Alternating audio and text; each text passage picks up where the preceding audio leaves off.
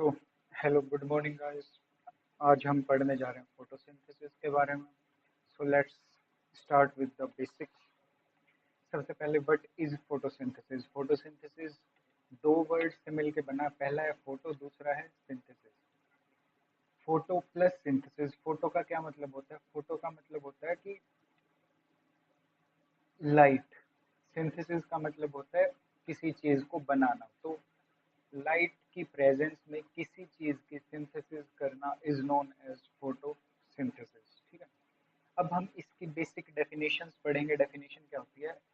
दो डेफिनेशन पढ़ेंगे। एक तो बिल्कुल बेसिक जो आप अपने एग्जाम में इजीली लिख के आ सकते हो। दूसरी है कि एक्चुअल डेफिनेशन क्या होती है, प्रोसेसेस कैसे होती हैं, जो आपको एक वास्ट आइडिया देगी इस बारे में। तो सबसे पहले what is photosynthesis. Photosynthesis is an enzymatic process by which the green plant and few other organism use to make their food from CO2 and water in presence of sunlight. ये यहाँ पे क्या कह रहा है कि फोटोसिंथेसिस है जो वो एक एंजाइमेटिक प्रोसेस है, मतलब उसको स्टार्ट करवाने में और स्टॉप करवाने तक उसके बीच में बहुत सारी एंजाइम्स यूज होंगी, जिनके द्वारा जो ग्रेन प्लांट्स होते हैं और कुछ अदर ऑर्गेनिज्म होते हैं, वो अदर ऑर्गेनिज्म हम आगे चल के पढ़ेंगे कौन कौन से होते हैं, अपना फूड बनाते हैं फ्रॉम CO2 और वाटर। अगर हम इसको बेसिक वे में बताएं तो फोटोसिंथेसिस क्या होता है। फोटोसिंथेसिस एक एंजाइमेटिक प्रोसेस है जिसमें जो पेड़ पौधे पेड़ पौधे होते हैं वो अपना खाना बनाते हैं इन प्रेजेंस ऑफ सनलाइट। खाना बनाने के लिए उनको बेसिक नीड किस किस चीज की है? कार्बन डाइऑक्साइड की और वाटर की। अब हम आते हैं सेकंड डेफिनेशन पे। सेकंड डेफिनेशन क्या है? photosynthesis is a multi-step physiobiochemical process in which green aerial parts of plants trap solar energy। ये यहाँ पे क्या कह रहा है कि जो फोटोसिंथेसिस है वो एक मल्टीपल स्टेप प्रोसेस है। मल्टीपल स्टेप मतलब एक स्टेप में पूरी नहीं होगी। पहले एक स्टेप, जैसे हम सीढ़ियाँ चढ़ते हैं ना, वैसे सीढ़ियाँ चढ़ते जाना पड़ेगा हमें। क्या, जैसे हम 10 सीढ़ी चढ़ के फर्स्ट फ्लोर तक जा रहे हैं, तो वैसे ये मल्टी स्टेप प्रोसेस है। हमें सीढ़ियाँ चढ़ना पड़ेगा, तब जाके हमें फाइनल प्रोडक्ट मिलेगा। ठीक है। अब ये देखो आता कहाँ से है? Physio biochemical process. कौन सी प्रोसेस है ये? फिजियोलॉजिकल भी है और बायोकेमिकल भी है। मतलब इसमें CO2 H2O सनलाइट, जो फिजिकल प्रॉपर्टीज हैं हमारे सराउंडिंग्स में, और जो केमिकल थिंग्स हैं, सभी का मिक्सचर है। ये सभी प्रोसेसेस यूज होंगी इसमें, जिसके द्वारा जो ग्रीन एरियल पार्ट, क्या है main? Aerial parts, green aerial parts. Green aerial parts of plant trap solar energy. अब ये क्या कह रहा है? अगर हम इसको सिंपली समझें तो जो प्लांट का ग्रीन पार्ट होता है, मेनली लीव्स होते हैं ग्रीन, तो वो ग्रीन पार्ट है जो वो सोलर एनर्जी को ट्रैप करेगा। फिर उसको ट्रैप करके वेरियस फिजियोबायोलॉजिकल केमिकल प्रोसेसेस होंगी। मल्टी स्टेप प्रोसेस है, और उन सभी के द्वारा एक सिंपल कार्बोहाइड्रेट फॉर्म होगा। Synthesis of a simple carbohydrate. Got it? Synthesis of a simple carbohydrate from, और किससे होगा कार्बोहाइड्रेट? CO2 और वाटर से। ठीक है, CO2 प्लस वाटर। ठीक। अब हम आगे चलते हैं। Here solar energy is converted into chemical energy and locked up or stored in higher energy bonds of carbohydrate. अब ये सेकंड प्रोसेस क्या कहती है? ये एक ओवरऑल समरी कह सकते हैं हम इसको कि फोटोसिंथेसिस होती क्या है। अब हम इसको, इस समरी को देखेंगे तो हम बेसिकली कैसे कह सकते हैं फोटोसिंथेसिस क्या होती है? एक मल्टीपल स्टेप प्रोसेस होती है, ठीक है, जिसमें जो सोलर एनर्जी उसको ट्रैप करेंगे ग्रीन पार्ट ऑफ प्लांट। जब वो ट्रैप करेंगे उसको, तो फिजियो बायोकेमिकल रिएक्शन होंगी। जब वो ट्रैप कर रहे हैं तब भी फिजियोलॉजिकल रिएक्शन हो रही है, बायोकेमिकल रिएक्शन हो रही है, और उसके बाद भी वही रिएक्शन या प्रोसेसेस होंगे, जिसकी वजह से कार्बोहाइड्रेट बनेगा। और कार्बोहाइड्रेट बनने के लिए क्या क्या चाहिए? कार्बन डाइऑक्साइड, वाटर और सोलर एनर्जी। अब मान लो कार्बोहाइड्रेट बन गया। मेनली जो कार्बोहाइड्रेट होता है वो ग्लूकोज की फॉर्म में बनता है। अब जब ग्लूकोज बन गया है तो वो क्या करेगा? वो उस केमिकल एनर्जी को, उस ग्लूकोज को स्टोर करेगा, या फिर ट्रांसपोर्ट करेंगे लीव्स। अगर लीव्स में ग्लूकोज बन गया, कार्बोहाइड्रेट बन गया, तो या तो वो उसको स्टोर करेगा in the form of starch, या फिर उसको वो ट्रांसपोर्ट करेगा in the form of sucrose. बाकी आगे पढ़ेंगे हम कौन सी स्टोरेज फॉर्म होती है, कौन सी ट्रांसपोर्ट फॉर्म होती है। अब ये थी डेफिनेशन, बेसिक डेफिनेशंस, और एक एक्चुअल डेफिनेशन फोटोसिंथेसिस की क्या होती है। आप दोनों में से कुछ कोई भी लिख सकते हैं, इट डजेंट मैटर, लेकिन अगर आप सेकंड याद कर रहे हैं तो आपको एक बेसिक नॉलेज हो जाएगी कि फोटोसिंथेसिस इन एक्चुअल होता क्या है। ओके, नेक्स्ट स्लाइड पे चलते हैं। अब हमने पढ़ ली फोटोसिंथेसिस होती क्या है, लेकिन अब हमें उसकी इक्वेशन भी तो पढ़नी पड़ेगी ना। What is equation of photosynthesis? CO2 plus H2। हमने स्टार्टिंग में पढ़ा क्या क्या यूज होता है, कार्बन डाइऑक्साइड और water in presence of light. कहाँ पे होती है? Green part, green part of plant में। इसके वजह से क्या बनेगा? C6H12O6। ये क्या होती है? ग्लूकोज। ग्लूकोज का मोलिकुलर फॉर्मूला होता है, ठीक है। ग्लूकोज का molecular formula plus 6O2। O2 क्या होती है? ऑक्सीजन। प्लस 6 ऑक्सीजन मिलती है हमें, ठीक है। अब मान लो हमें सारी चीजें पता चल गया कि फोटोसिंथेसिस क्या होती है, इसकी बेसिक डेफिनेशन क्या होती है, इसमें कौन कौन सी चीजें इंक्लूड होती हैं, लेकिन ये भी तो पता होना चाहिए ना कि उसका सिग्निफिकेंस क्या होगा। अगर हमें उस चीज का सिग्निफिकेंस ही नहीं पता तो हम उसको आगे कैसे बढ़ाएंगे उस चीज को। अब हमें उसका सिग्निफिकेंस तो पता होना चाहिए कि उसका मोटिव क्या है, उसकी वजह से चीजें क्या हो रही हैं, क्या नहीं हो रहा, उसकी वजह से हमारे हमारी लाइफ पे क्या असर असर पड़ रहे हैं, असर पड़ रहा है या पड़ रहे हैं, बहुत सारे असर होते हैं। तो उसमें क्या होता है, इट इज, उसमें हम यहाँ पे समझेंगे कि क्या क्या सिग्निफिकेंस है। पहली चीज तो कि ये मोस्ट इंपॉर्टेंट प्रोसेस है, मेटाबॉलिक प्रोसेस है, जो अर्थ on earth which supply food and purify air by converting carbon dioxide into oxygen। अब इसका सबसे पहला मोस्ट इम्पोर्टेंट सिग्निफिकेंस क्या है कि ये जो प्रोसेस है ये एयर को प्यूरिफाई करती है by converting carbon dioxide to oxygen. और एक और सिमिलर टाइम पे ये क्या करती है, फूड सप्लाई जो होती है अर्थ पे, जो फूड है वो बनाने में हेल्प करती है या फूड की सिंथेसिस करवाती है।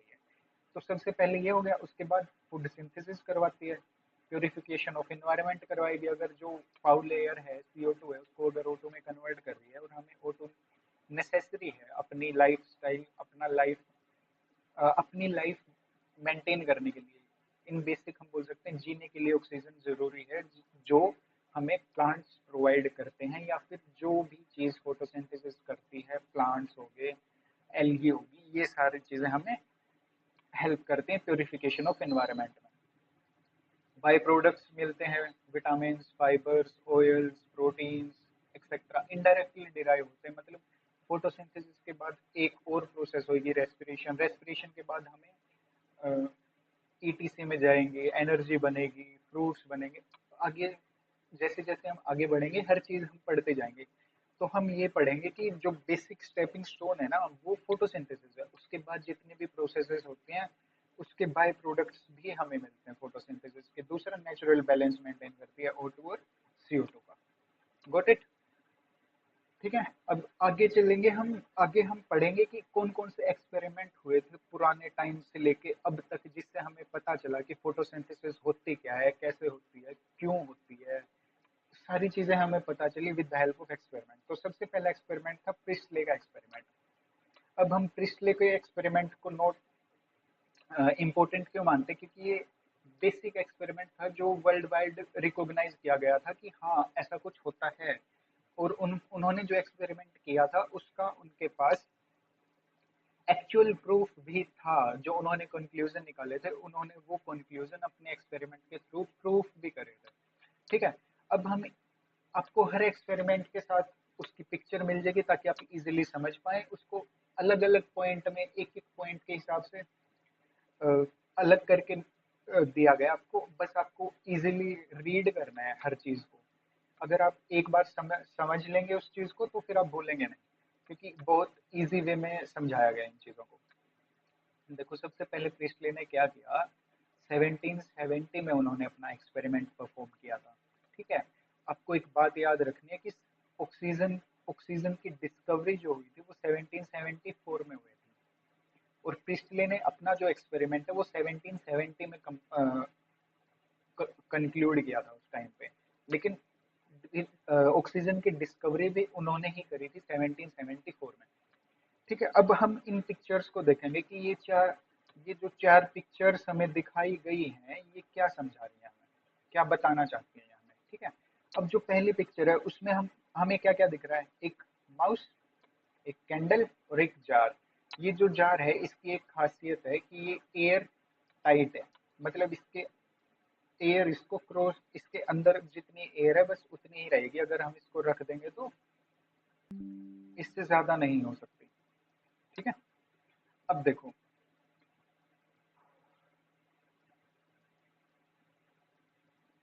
सबसे पहले हम क्या करेंगे, माउस है, यहाँ पे कैंडल है। अब देखो यहाँ पे मैंने हर एक चीज एक्सप्लेन भी कर रखी है आपको। एक mouse, burning candle in a bell jar, O2 is consumed and CO2 is release. अब हम बेसिकली पता है अगर कोई भी मैमल है, जैसे हम इंसान हो गए, तो हम क्या करते हैं, CO2 इनहेल करते हैं, ऑक्सीजन, ओ सॉरी, ऑक्सीजन इनहेल करते हैं, CO2 एक्सहेल करते हैं। तो जब जब हम सांस लेते हैं तो हम CO2 रिलीज कर रहे हैं इन द इन्वायरमेंट।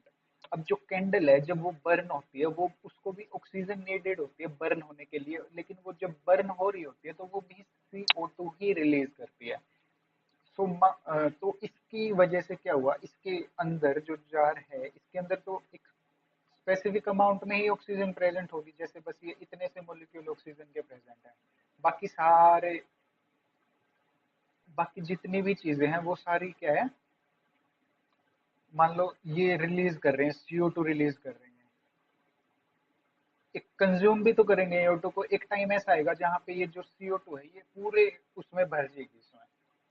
ठीक है, पूरे उसमें भर जाएगी। अगर पूरे उसमें CO2 भर गई तो क्या होगा, इसमें CO2 ही है पूरे उस जार में। तो क्या होगा, माउस डेथ, डेथ, माउस की डेथ हो जाएगी, जो कैंडल है वो बर्न नहीं करेगी, बंद हो जाएगी बर्न करना। ठीक है, फर्स्ट एक्सपेरिमेंट में हमें ये बताया गया था। Got it. चलो अब नेक्स्ट देखते हैं कि फिर क्या हुआ था।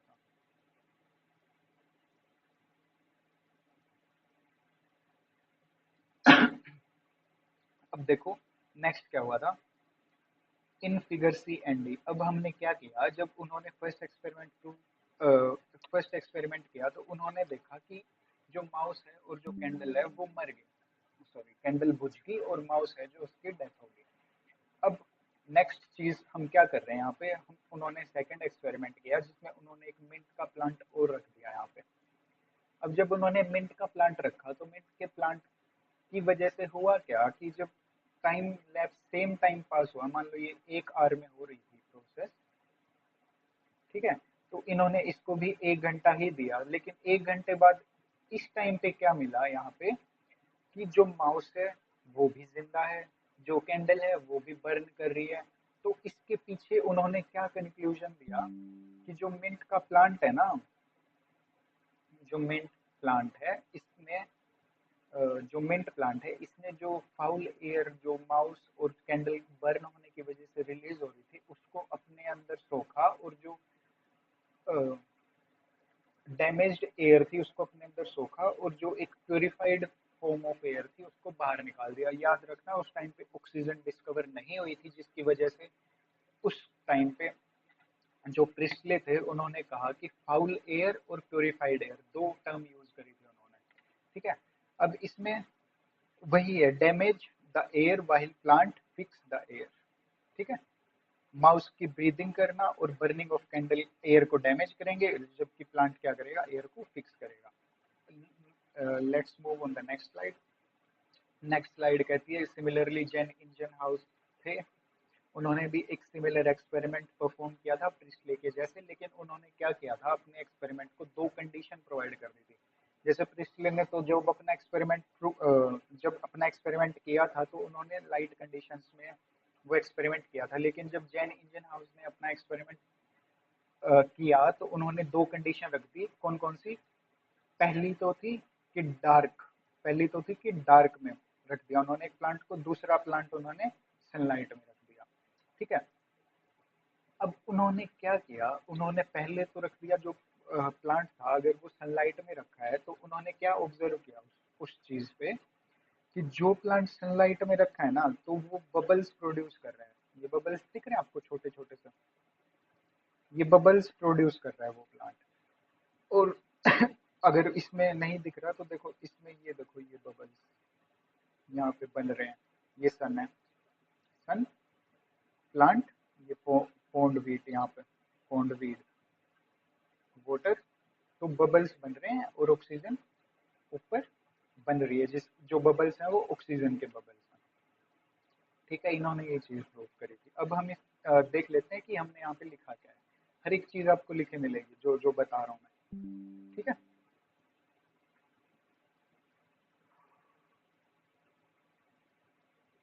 अब देखो, so by performing this experiment he came to the conclusion that sunlight is essential to the plant process that somehow purify the air damaged by the mouse and burning of the candle।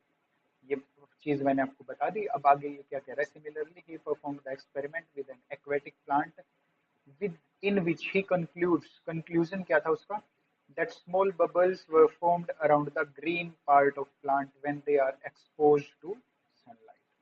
अब जो green part है ना plant का, सिर्फ उसके around ही bubbles form हो रहे हैं जब भी वो लाइट कंडीशंस में एक्सपोज किया जा रहा है। ठीक है, जब वो लाइट कंडीशंस में एक्सपोज हो रहा है तो क्या हो रहा है, ग्रीन ग्रीन ग्रीन पार्ट जो है प्लांट का उसके सराउंडिंग्स में ही बबल्स बन रहे हैं। ठीक है, no such bubbles are formed when the plant is kept in the dark. ठीक है, तो ओवरऑल एक्सपेरिमेंट में उन्होंने क्या कंक्लूड किया, light is necessary for purifying the air of the plant and oxygen is found by green part of plant only when it is kept under the light. ठीक है, आपको समझ आ गया एक्सपेरिमेंट। हर चीज की फिगर है आपके पास, हर चीज पॉइंट टू पॉइंट रिटर्न है, आपको पढ़ना है। आप अगर एक बार पढ़ लेंगे तो इजीली समझ आ जाएगा आपको हर चीज, ज्यादा मेहनत करने की जरूरत नहीं है। अब नेक्स्ट है, वॉन सेट्स ने एक्सपेरिमेंट किया था एक। वॉन सेट्स ने क्या एक्सपेरिमेंट किया था कि उन्होंने एविडेंस दिया था कि जो ग्लूकोज है वो प्रोड्यूस होती है जब प्लांट ग्रो करते हैं। जब प्लांट ग्रो कर रहे हैं तो ग्लूकोज है वो प्रोड्यूस होती है। सेकंड उन्होंने क्या किया था, जो ग्लूकोज है वो स्टार्च के फॉर्म में स्टोर्ड होती है और जो ट्रांसपोर्ट होती है ग्लूकोज वो सुक्रोज के फॉर्म में होती है। जब स्टार्टिंग ऑफ द चैप्टर था तब भी मैंने आपको जब डेफिनेशन बता रहा था तब भी बताया था कि जो ग्लूकोज है वो स्टोर किस फॉर्म में होगी, स्टार्च के फॉर्म में, और जो ट्रांसपोर्ट होगी वो किस फॉर्म में होगी, सुक्रोज के फॉर्म में। बाद में जब उन्होंने स्टडी किया इन सभी चीज़ों को, उन्होंने कैसे किया होगा, जस्ट अगर हम देखें तो उन्होंने ग्रीन प्लांट है जो वो बढ़ रहा है तो उन्होंने उसकी जो न्यू बोर्न लीफ है एक उसको लिया, फिर नेक्स्ट लीफ को लिया, फिर उससे थोड़ी सी बड़ी लीफ को लिया, फिर उनको स्टडी किया तो उन्हें पता चला कि इसमें ग्लूकोज प्रेजेंट है। ठीक है, या फिर फ्रूट्स लिए होंगे उन्होंने, फ्रूट्स में फ्रक्टोज प्रेजेंट होती है, अलग अलग टाइप से कर सकते हैं। ठीक है, अब उन्होंने लेटर ही study showed that the green substance, एक और चीज आपको यहाँ पे याद रखनी है कि उस टाइम तक ना तो क्लोरोफिल पता था किसी को, ना ही क्लोरोप्लास्ट पता था। तो इन दोनों वर्ड्स को अगर हम यहाँ से एलिमिनेट कर दें जस्ट फॉर, क्योंकि हमें उस टाइम पता नहीं था, तो उन्होंने क्या कहा था कि green substance in plant is located in special bodies within the plant cell। की एक ग्रीन सब्सटेंस है, क्या है मुझे नहीं पता, लेकिन एक ग्रीन सब्सटेंस है जो कहाँ पे लोकेटेड है, एक स्पेशल बॉडी बनी हुई है उसके अंदर वो ग्रीन सब्सटेंस लोकेटेड है, एक प्लांट सेल के अंदर। तो अब हम इसको कैसे समझ सकते हैं, देखो ये क्या हो गया, मान लो ये प्लांट सेल हो गया। अब उसके बाद क्या कह रही है, प्लांट सेल में क्या है, क्लोरोप्लास्ट है, ये मान लो क्लोरोप्लास्ट बना दिया हमने। अब क्लोरोप्लास्ट के अंदर क्या प्रेजेंट है, ग्रीन एक ग्रीन क्या है, पिगमेंट प्रेजेंट है, या क्लोरोफिल के अंदर एक क्या प्रेजेंट है, ग्रीन सब्सटेंस प्रेजेंट है। ठीक है, ये क्या हो गया, प्लांट सेल, ये क्लोरोप्लास्ट, और इसके अंदर क्या प्रेजेंट हो गया, क्लोरोफिल। आ गया समझ। ठीक है, अब हम नेक्स्ट स्लाइड पे मूव करते हैं। हाँ, अब हम नेक्स्ट स्लाइड पे मूव कर रहे हैं। अब आ गए हैं टीडब्ल्यू एंगलमैन। इन्होंने एक काफी अच्छी डिस्कवरी करी थी। जो इनका एक्सपेरिमेंट था वो बहुत एक हमें ये बता रहा था, इनका इसके इनके एक्सपेरिमेंट से हमें ये पता चला था कि व्हाइट लाइट तो है, लेकिन जो वो व्हाइट लाइट है उसके भी किस पार्ट की वजह से ज्यादा ऑक्सीजन प्रोड्यूस हो रहा है या ज्यादा फोटोसिंथेसिस अक्कर हो रही है। तो इन्होंने इनके एक्सपेरिमेंट में इन्होंने क्या क्या लिया था, इनके एक्सपेरिमेंट में इन्होंने तीन चीजें ली थी। पहला तो लिया था प्रिज्म, दूसरा लिया था क्लेडोफोरा एल्गी। क्लेडोफोरा एल्गी जब मैंने आपको बताया था ना, various other organisms, various other plants के अलावा भी कुछ और चीजें हैं जो फोटोसिंथेसिस करती हैं, तो उसमें पहली ये थी क्लेडोफोरा एल्गी आ गई। आप धीरे धीरे देखते जाना, हर चीज आ जाएगी। उसके बाद थर्ड इन्होंने लिया एरोबिक बैक्टीरिया। अब एरोबिक बैक्टीरिया क्या करता है, मान लो यहाँ पे एक हमने बीकर और उसके अंदर ये क्लेडोफोरा ले लिया हमने, ठीक है। अब हमने क्या किया, यहाँ पे एक एरोबिक बैक्टीरिया है, ठीक है। ये इस फ्लास्क के अंदर है, बीकर के अंदर है। अब जो क्लेडोफोरा एल्गी ली है हमने, अगर हम उसको लाइट कंडीशंस में रखेंगे अंडर द वाटर, तो वो क्या वो बनाएगी, जस्ट अ मोमेंट। हाँ, तो वो क्या बनाएगी, ये जस्ट फॉर एग्जांपल ले रहे हैं हम कि उसने ये ऑक्सीजन बना दी। तो जब वो ऑक्सीजन बनाएगी ना, तो एरोबिक बैक्टीरिया क्या करता है, उस ऑक्सीजन वो जहाँ पे बनी है ना, वो उसको डिटेक्ट करके वहां पे बाइंड होने लगता है। ऐसे बहुत सारे अमाउंट में वो बाइंड हो जाएगा वहीं पे। लेकिन जहाँ पे ऑक्सीजन नहीं बनी, जैसे यहाँ पे ऑक्सीजन नहीं बनी, तो यहाँ पे आपको जो बैक्टीरिया है, एरोबिक बैक्टीरिया, वो नहीं मिलेगा या बहुत लेस अमाउंट में मिलेगा एज कंपेरिजन टू जहाँ पे ऑक्सीजन बनी है। ठीक है, गॉट इट। अब हम उनका एक्सपेरिमेंट पढ़ेंगे कि कैसे था। अब इसको इरेज कर देते हैं।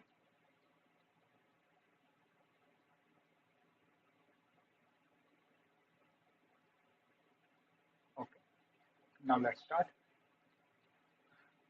अब देखो, मैं आपको हर चीज फिगर के थ्रू समझाऊंगा और फिर जो लिखा हुआ है फिर उसको पढ़ाऊंगा, ठीक है, ताकि आपको इजीली समझ आए कि हो क्या रहा है। अब जस्ट हम एज्यूम कर रहे हैं, आप मेरे साथ हैं, ये जस्ट एज्यूम कर रहे हैं कि एक बीकर है, बीकर के अंदर ये क्या है, ये जो ग्रीन ग्रीन दिख रही है ये क्या है, क्लेडोफोरा है। और जो ये दिख रहे हैं बैक्टीरिया हैं, एरोबिक बैक्टीरिया, जो वाइट वाइट हैं, ठीक है। अब हमने क्या किया है, जस्ट मेरे साथ है ना, जो टीडब्ल्यू एंगलमैन थे उन्होंने एक एक्सपेरिमेंट किया था, ये प्रिज्म है, ठीक है। तो अब उन्होंने क्या एक्सपेरिमेंट किया कि जो ये प्रिज्म है, यहाँ से एक लाइट आ रही है, ठीक है। यहाँ से लाइट आई, प्रिज्म पे पड़ी, प्रिज्म ने उसको क्या किया, अलग अलग, ठीक है, अलग अलग चीजों में वो कर दिया। इस साइड क्या होगी, ब्लू, इस साइड रेड। अब देखो, एक प्रिज्म जो होता है, प्रिज्म एक किसी भी लाइट को 7 कलर्स में ब्रेक कर देता है, ठीक है। उन 7 कलर्स को हम क्या बोलते हैं, विबग्योर बोलते हैं,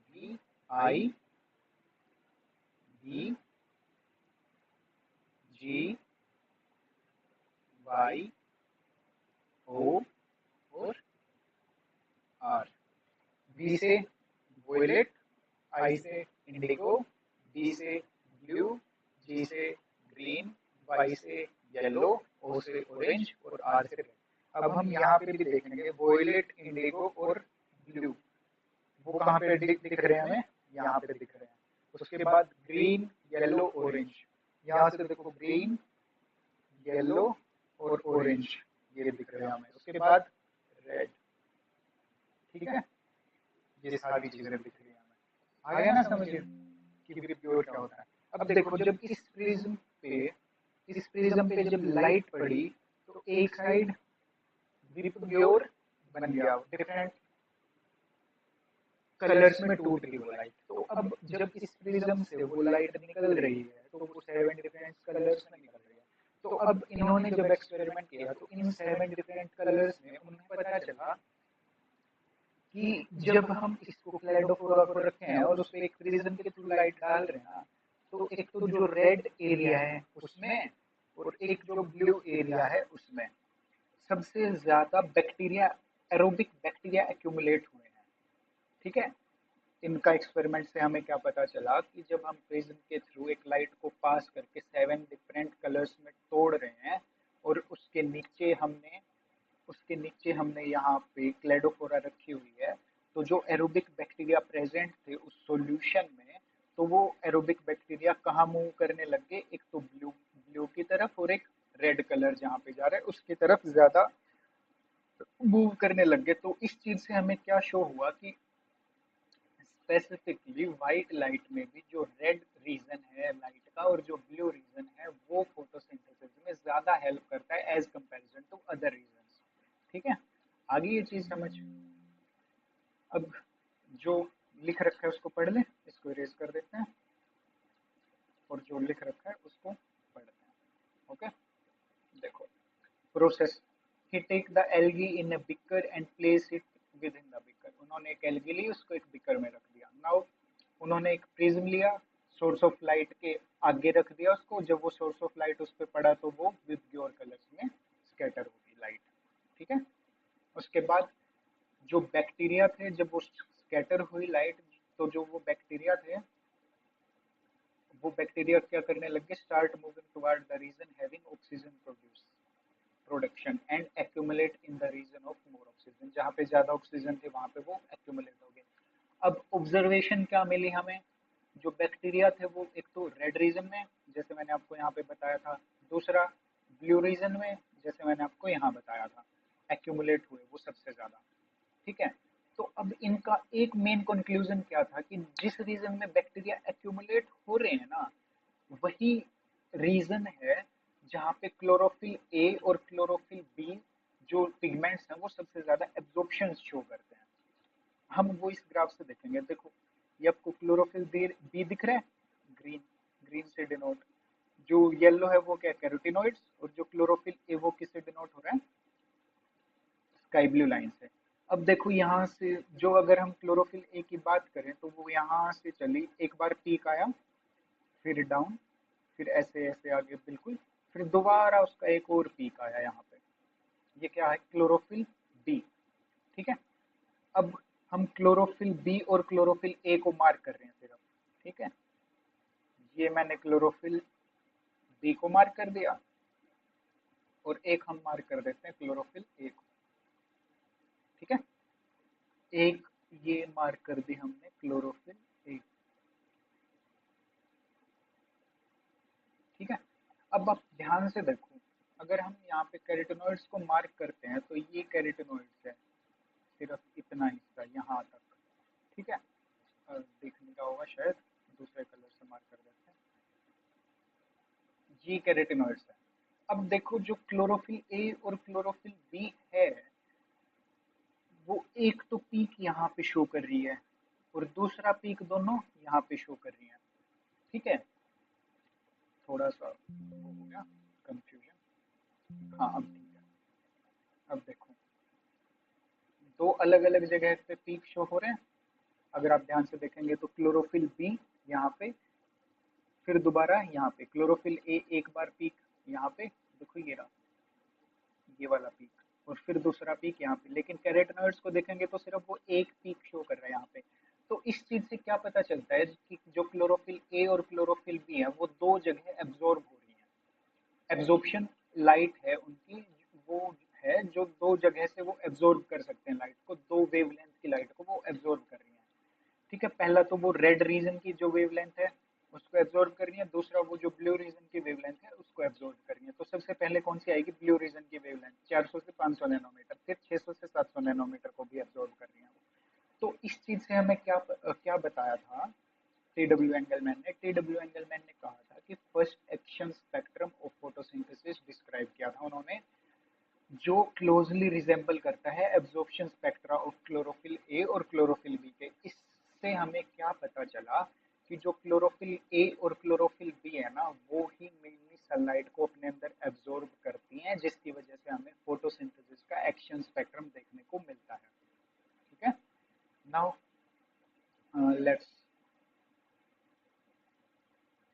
start with the next experiment. ठीक है, just let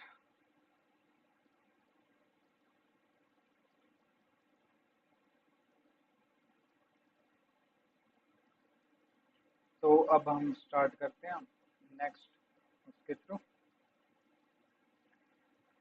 तो यहाँ पे देखते हैं जो तो उन्होंने 19 by the middle of 19th century हमें पता चल गया था की फीचर ऑफ फोटोसिंथेसिस क्या होता है। पहली तो ये लाइट एनर्जी है जो वो यूज होती है कार्बोहाइड्रेट बनाने में, किस किस चीज से, कार्बन डाइऑक्साइड और वाटर से। तो हमने एक इक्वेशन लिखी थी by the middle of 19th century, वो क्या थी, CO2 plus H2O give rise to CH2O plus oxygen.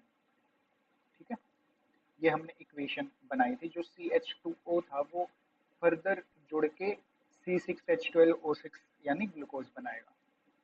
ठीक है, अब जो नेक्स्ट थे जो कार वेनिल थे, वेनिल ने क्या किया था, वो एक माइक्रोबायोलॉजिस्ट थे और उन्होंने एक माइलस्टोन कंट्रीब्यूशन दिया था। उनके कंट्रीब्यूशन को माइलस्टोन क्यों कहा जाता है उसको हम देखते हैं। जैसे यहाँ पे यहाँ पे भी देख सकते हैं, पर हम स्टार्टिंग में चलते हैं जब मैंने आपको ये बताया था।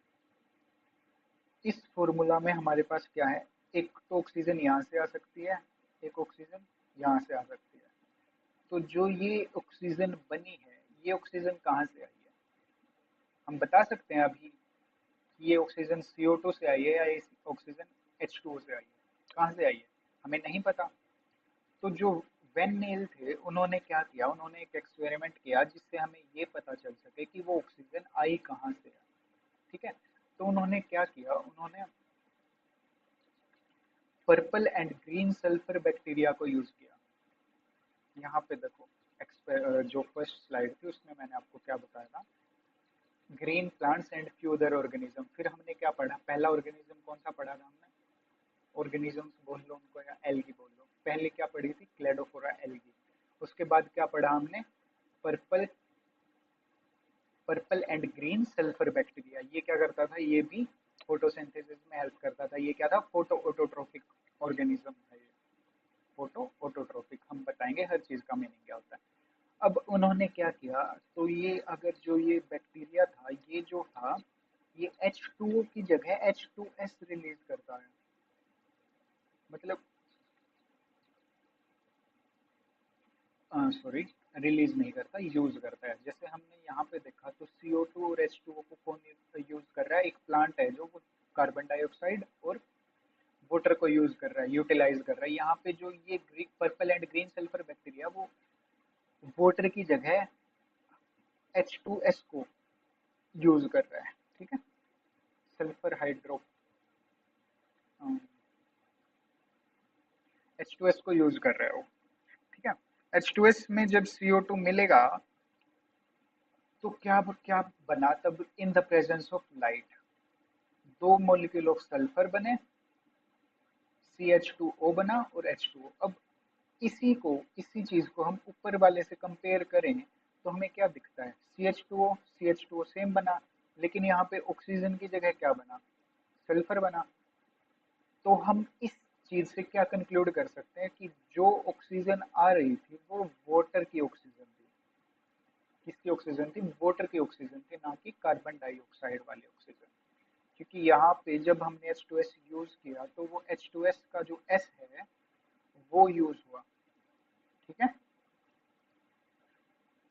तो नील बाकी सारा इसमें लिखा हुआ है वो आप इजीली पढ़ लेना। Instead of making oxygen as a by product inorganic sulphur is formed in his experiment. ठीक है, कंक्लूजन। अब हम देखते हैं उनका मेन कंक्लूजन था क्या। ठीक है, लेट्स स्टार्ट। तो पहला तो यही कि oxygen in the reaction came from water and not from carbon dioxide, पहला कंक्लूजन था उनका। अब देखो, अगर हमने कंक्लूजन निकाला है कि जो ऑक्सीजन है वो किससे आ रही है, वाटर से आ रही है। ठीक है, तो अगर हम यहाँ पे देखें तो हमें ठीक भी करनी पड़ेगी इस इक्वेशन को। अगर हम कह रहे हैं कि वाटर से आ रही है ऑक्सीजन, तो अगर यहाँ पे देखेंगे तो कितनी ऑक्सीजन आ सकते हैं मैक्सिमम, 6 मॉलिक्यूल्स ऑफ ऑक्सीजन आ सकते हैं। लेकिन यहाँ पे कितने हैं, 12 12 मॉलिक्यूल ऑक्सीजन के। तो अगर हमें इस रिएक्शन को स्टेबलाइज करना है जो रियल में हो रहा है उसके हिसाब से, तो हम क्या करेंगे, तो हमने क्या किया, 6 CO2 तो सेम रखा लेकिन 12 H2O कर दिया। अगर यहाँ पे 12 H2O है तो हमें कितने मॉलिक्यूल्स या कितने एटम्स मिलेंगे ऑक्सीजन के, 12। ठीक है, और यहाँ पे टोटल कितनी ऑक्सीजन है, 12, 12 ऑक्सीजन एटम्स।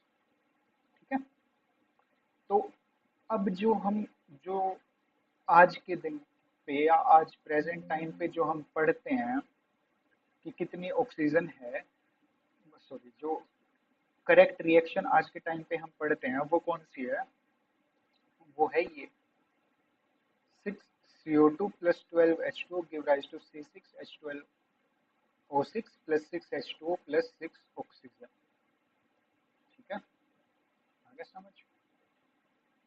हैंस, आज के लिए बस इतना ही। आपसे मिलेंगे नेक्स्ट वीडियो में। अगर आपको कोई भी डाउट है you can ask in the comments.